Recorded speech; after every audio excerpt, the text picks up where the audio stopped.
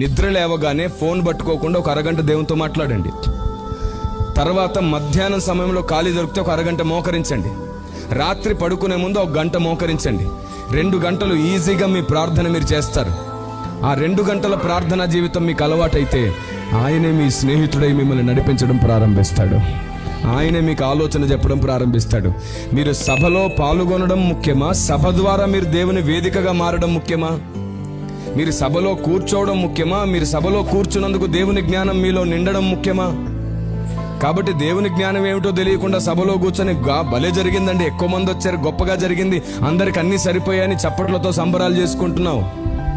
కానీ దేవుడు అనుకున్నట్టు నువ్వు ఇంకా చెక్కబడలేదు, కట్టబడలేదు, దేవుని జ్ఞానంతో నింపబడలేదు. అది అర్థం చేసుకో. కాలం నిన్ను దాటిపోకమునిపే, సమయం నిన్ను దాటిపోకమునిపే పరిశుద్ధాత్మ దేవుడు నిన్ను పిలుస్తున్నాడు. లేఖనం బయలుపడితేనే వెలుగు వస్తుంది.